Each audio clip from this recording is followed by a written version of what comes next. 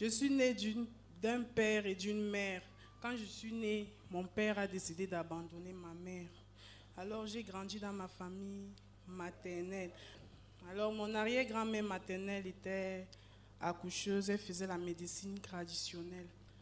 Et peut-être à l'âge de 2 ans, elle m'amenait déjà là où elle faisait accoucher les femmes. Un jour même, elle m'a amenée pendant que l'enfant, pendant qu'on attendait, elle attendait l'enfant. J'avais la brosse à dents dans la bouche, c'est tombé. Quand l'enfant est sorti, c'est tombé dans les trucs de... C'est tombé dans le sang de la femme qui a accouché. Et tu avais quel âge? J'avais 2 ans. Avec la brosse à dents? Oui. Bref, un jour j'ai fait pipi au lit, ma mère m'a amené chez mon arrière-grand-mère et elle m'a introduit des trucs qui piquaient dans mon vagin. Donc elle m'a percé le vagin avec le doigt. Elle a introduit le remède. J'ai passé toute la journée, ce jour-là j'ai passé toute la journée dans l'eau. Après, ma mère a connu... Nous sommes d'abord 4 dans le ventre de ma mère. Je suis avant-dernier né. J'ai 3 frères, un petit frère, 2 grands frères. Alors, le père de mon petit frère est arrivé dans la vie de ma mère. Elle nous a amenés dans son foyer. Arrivé là-bas, je connaissais mon petit frère et mon frère aîné. Je ne connaissais pas mon frère que je suivais. Quand nous sommes arrivés dans le foyer de ma mère, le père à mon frère que je suivais, il s'appelle Christian, est venu le laisser chez ma mère. Ce même jour-là, quand il est arrivé, je suis rentrée à l'école, j'ai demandé à ma mère que c'est qui ici. Elle m'a dit que c'est mon frère. La même nuit-là, mon frère a abusé de moi, j'avais 9 ans. Avant ça même, j'avais un oncle d'abord qui abusait de moi, j'avais peut-être 4 ans.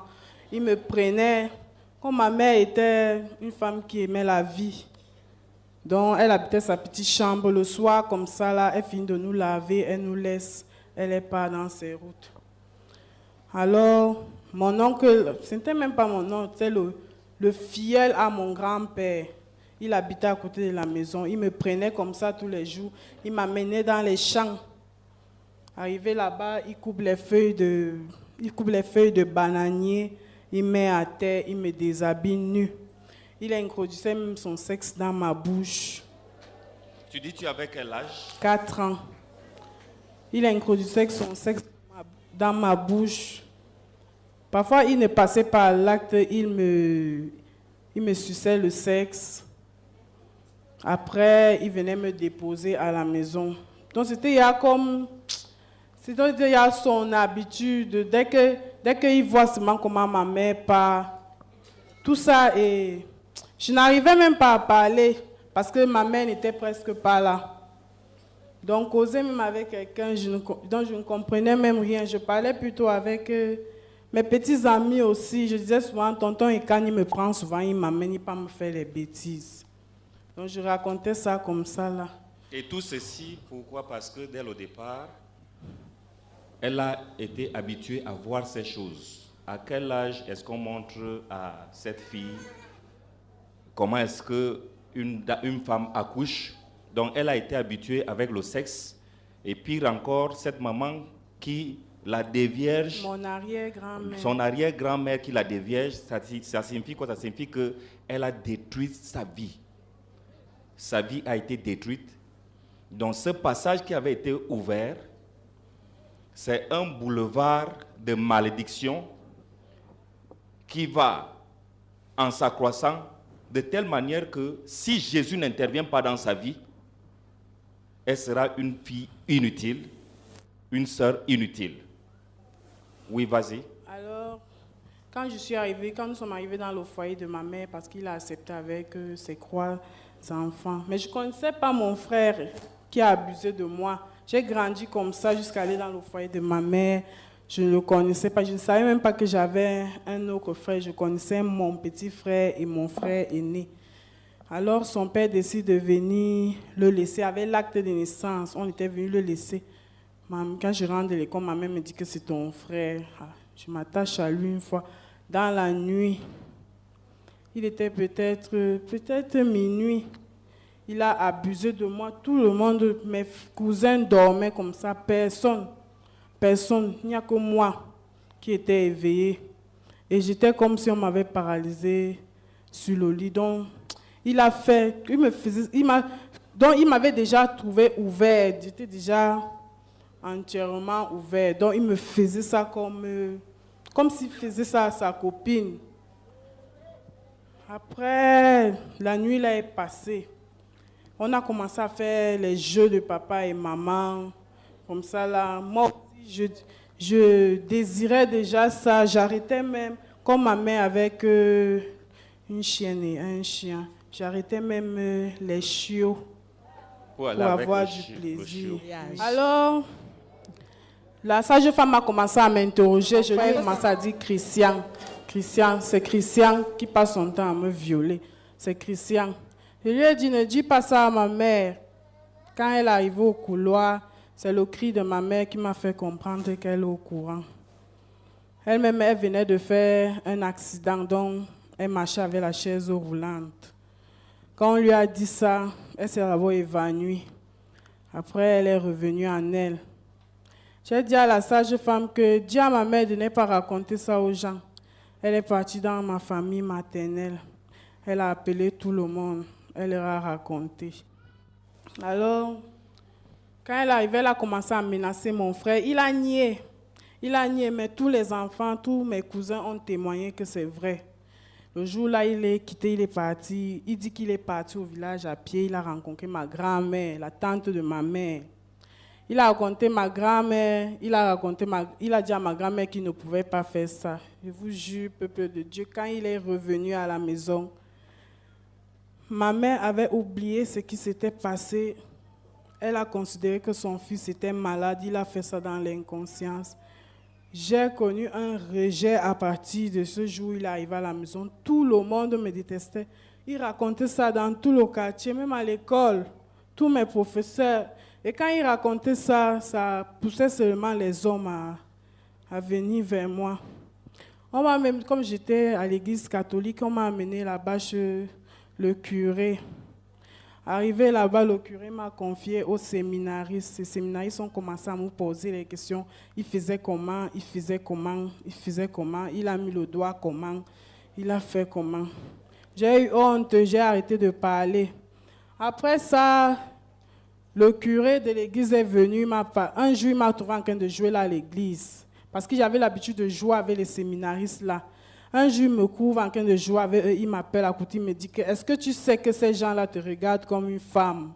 Ils ne te regardent plus comme la petite Lolo. Donc, méfie-toi d'eux. L'un d'eux a voulu me violer. Mais le jour-là, il me prenait souvent, il vient avec la radio, il me dit que comme tu sais danser, tu vas m'apprendre quelque part de danse.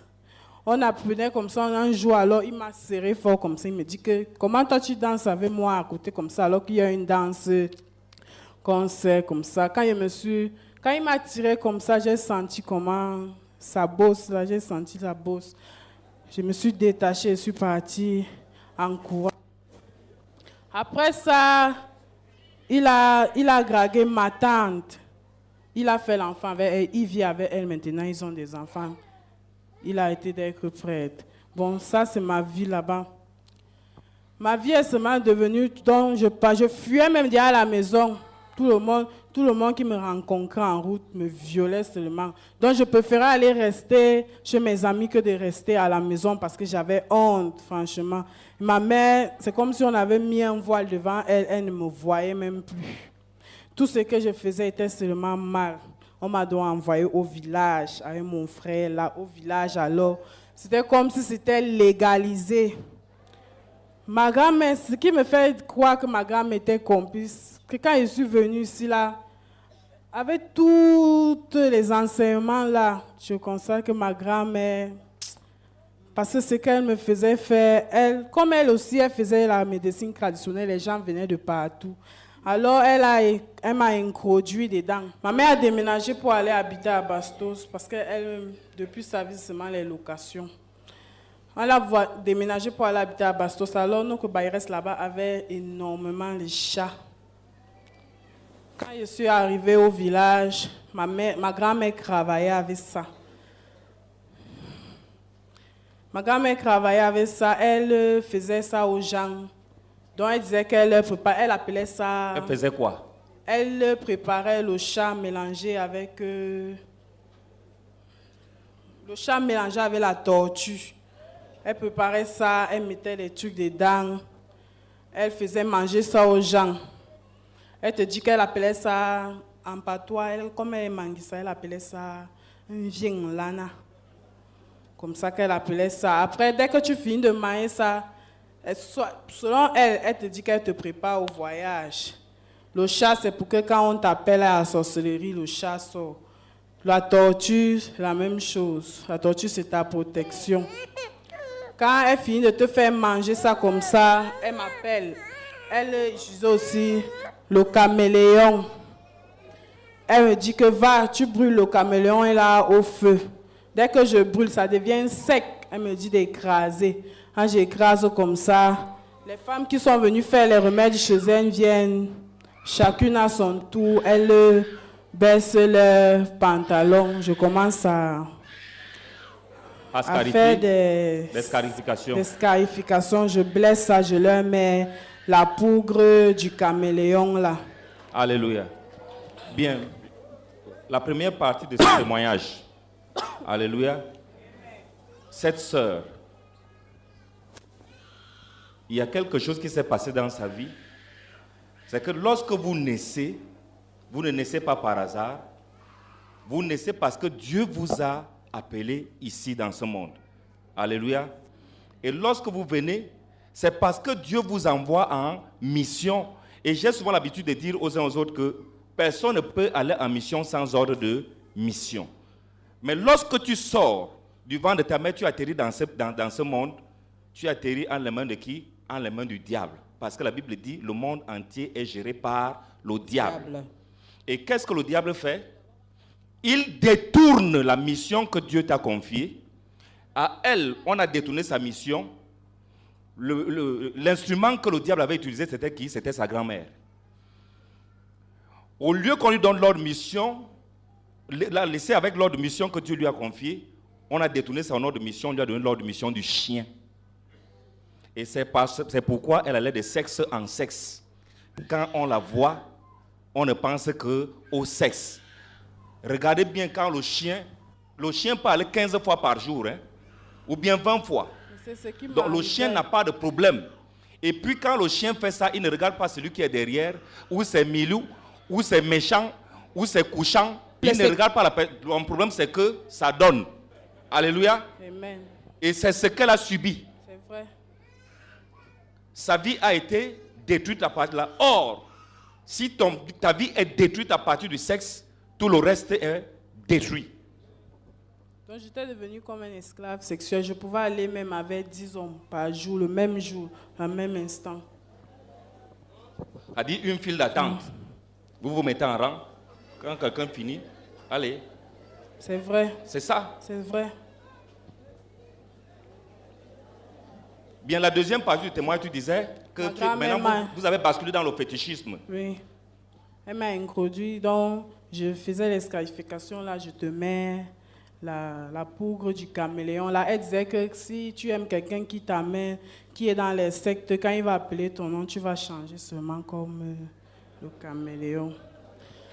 Après ça, dès qu'elle finit de mettre ça, elle te dit maintenant de brûler l'argent. Quand tu brûles 10 000, elle te dit que regarde, la poudre elle est petite, il faut que tu brûles. Peuple de Dieu, les filles qui venaient de Suisse là brûlaient les millions devant moi comme ça. On brûle, elle-même est compte, c'est elle-même qui brûle. Ma grand-mère dit que si je n'ai pas brûlé derrière, tu vas croire que j'ai mangé ton argent. Brûle, elle brûle jusqu'à la sangre devient beaucoup. Elle te dit brûle encore, si tu as encore, même si tu as quel genre de bière, brûle tous les bières que tu as sur toi. Brûle. Et plusieurs sont allés brûler leur argent, leurs finances comme ça chez les marabouts et les féticheurs. Et on n'a pas écrit dans les journaux. Mais lorsque on dit venez faire les sacrifices ici à l'église, on écrit dans les journaux, on dit que Dr Charles Somba demande beaucoup d'argent. Elle brûle. Quand vous finissez de brûler comme ça, elle m'appelle encore. je viens encore avec la lame. Vous passez toujours à tour de rôle. Elle vous dit que quand je blesse, elle met la sangre de la jambe. Elle te dit que tu vas sentir seulement la jambe. Même si quand tu passes chez un homme, même si l'argent est caché où il va te donner ça, toi-même tu auras le flair de l'argent. Donc elle te met ça partout comme ça. Après, elle t'amène derrière, elle te lave, elle coupe le poulet. Elle fait les herbes là, elle te lave avec ça. Elle te lave avec. Après, elle te donne certains poudres noirs là que quand tu vas arriver... Comme la fille là voulait, elle disait que son mari, elle a épousé un blanc. Le blanc, là, que dès qu'il s'énerve, comme c'était un homme en tenue, il braque l'arme sur elle et sur l'enfant. Elle lui disait alors que même si les poudres qu'elle te donne, si ça va baisser son cœur, mais peuple de Dieu, la nouvelle est venue nous trouver que le blanc a tiré sur elle. Il a tiré sur l'enfant. Il a même voulu tirer sur sa mère. Attends. Très bien. Après avoir brûlé l'argent... Oui, après elle a voyagé. Ce sont ses sœurs qui étaient avec elle qui sont venues nous dire que... Après, le remède là n'a pas marché. Ma grand-mère dit que non, le remède non, ce qui m'intéresse maintenant, c'est même autre chose. C'est que plusieurs parmi nous sommes allés chez les féticheurs. Tu n'as pas remarqué la personne même qui te scarifiait. Quel était son genre de vie? Elle vient de vous raconter sa vie. Mais c'est elle qui prend la lame. Qu'est-ce qu'elle peut bien vous transmettre? Rien du tout. Si ce n'est que l'onction du chien. Le chat. Et du chat. Elle dit elle allait même jusqu'à coucher avec les animaux, les chiens. Bien, c'est cette main qui prend la lame pour te scarifier et mettre la poudre. La poudre pour... Alléluia. La poudre d'argent, la poudre du caméléon. La poudre d'argent, en plus de ça, on va donc te laver avec le sang du poulet. Or, je sais bien qu'il y en a parmi vous ici dans la salle qui résistent au baptême. Mais voilà le baptême du sang du poulet et du coq que tu reçois et personne ne dit mot dans ta famille. Mais le jour qu'on entend que tu viens te baptiser, c'est toute une conférence qu'on organise chez toi. Pour dire tu vas te baptiser chez les qui? Chez les Yesupem. Or, on t'a baptisé avec le sang du coq. Après t'avoir même blessé. Oui. Après, quand les filles là sont venues, elle dit que j'avais dit à la fille là de garder le plastique de remède là, comme c'était petit, elle avait dit d'introduire dans ses fesses. Elle est partie poser comme ça, le blanc a vu, il a cru que c'était le remède. Mes esprits sont venus me dire ça la nuit. Donc, elle-même, elle a cherché la cause de sa mort.